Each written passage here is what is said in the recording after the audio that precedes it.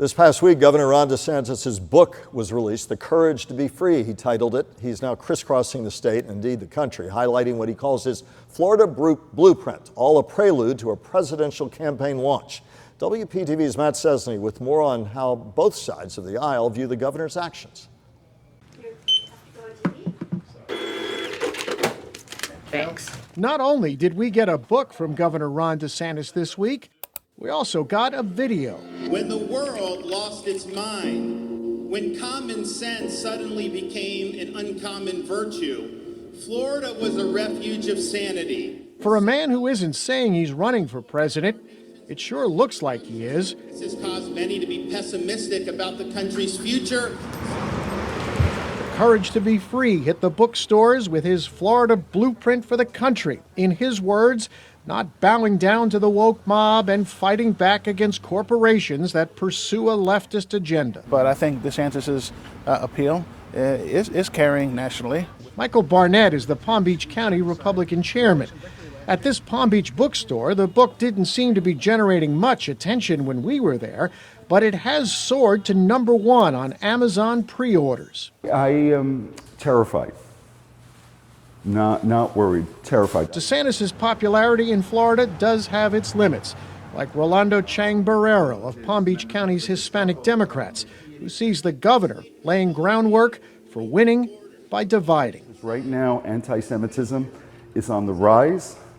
Anti-gay, anti-trans, anti-black, everything is on the rise, and we can no longer afford to work individually. We have to work as a group to fight back in this state. And up against a political personality that is now appearing to be ramping up for something more. With Republicans across the country, they wish they had Governor DeSantis as their governor. I hear it all the time from my friends in California and New York, New Jersey, across the country. Matt Cesney, WPTV, News Channel 5. Now for our roundtable with News Channel 5 political analyst Brian Crowley. And Brian, you've said it best. Let's quit saying if he runs. He's running. It's just the date we don't know yet. Well, I mean, as we speak, he's on his way to New Hampshire, Iowa, Nevada, Texas, and California. Yeah. You know, 3 of those states are the first primary caucus states. Yes, he's a candidate for president. He's running, and that's why he's traveling all over the country. Matt's piece, you heard it. Break it down. Your thoughts.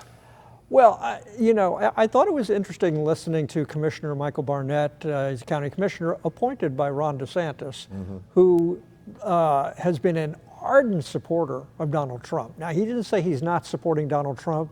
He's also chairman of the county Republican Party.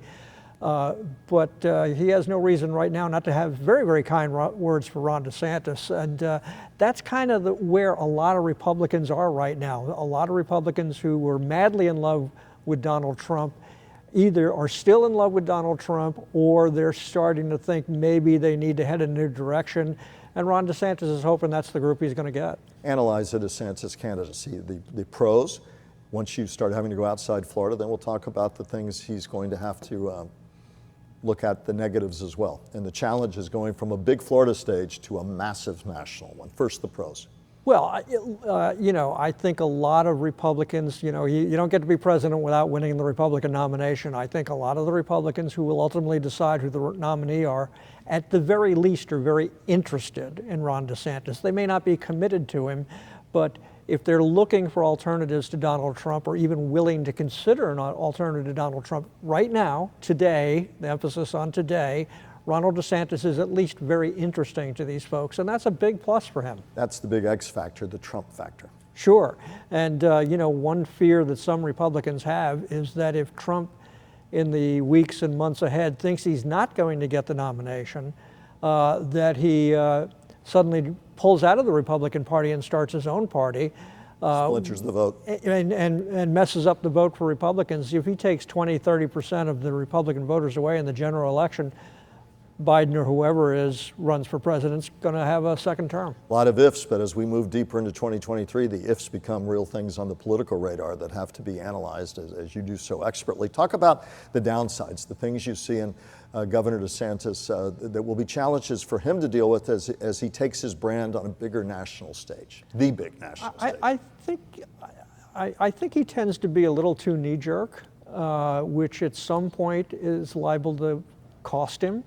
While he's been fairly successful in going after Disney, and the overwhelmingly Republican Florida legislature supports him on just about everything he does, there was a story that came out on Friday that said one of the people he appointed to the now Central Florida District instead of the Reedy Creek Improvement District that oversees Disney, Ron Perret, describing gay people as evil, suggesting that we're having an increase in the number of gay people because of these, there's something in the tap water, and that's causing us to have more gays in the community.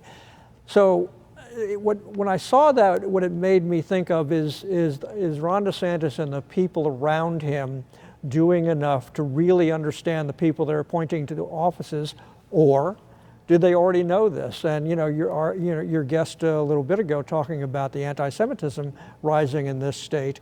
Some of the anti-gay is rising in this state as well, and I think Ron DeSantis has to be careful that he doesn't get caught in the middle of all that. Uniter or divider? Well, his campaign, we've heard that mantra before for other candidates on a national stage. Will that ultimately, in your mind, he doesn't have a lot of middle ground with people, it seems. That people are all in and really think the world of him, a substantial number, or they think he's highly divisive. There's not a ton of middle ground yet. Well, he doesn't need it. Not yet. Not yet. I mean, he won by 19% of the vote in Florida, right. So he doesn't need it. And the Republicans will argue, not totally incorrectly, that Democrats, especially the hardcore left, can be just as knee-jerk, just as damning of people that oppose them as we seem to get from the hardcore right. Ron DeSantis is hardcore right. He's not a middle guy. And the question, if he gets the nomination, and we're a year and a half away from all this, will he be able to pull in those states he needs to get the 270 electoral votes? You cannot become president in this country with all red states or all blue states. You've got to work in the middle a little bit. And so far, he doesn't think there's any need to work in the middle. And last quick question, his loathing of the media is well publicized. It'll be interesting, can you make a campaign in today's world by only appearing on Fox and on your favorite social media outlets? He's given the cold shoulder to tons of media. One of my colleagues is in a photo trying to get a question into a Matt Szczesny. And he may well be able to, and I can imagine some viewers saying good for him, and others saying it'll be an interesting experiment. I've spent a lot of time in Iowa and New Hampshire covering the caucuses and the primary, and there's a lot of small town thinking in there, and they sort of respect their media. And he's going out to Iowa, and the Des Moines Register's already been told no press allowed at his events. I'm not sure he's going to be able to get away with that for much longer. Be interesting to see. It's going to be an interesting dynamic as we start really rolling towards announcements. We'll wait for his, see what happens. We'll have closing thoughts in a moment, and back in just a moment.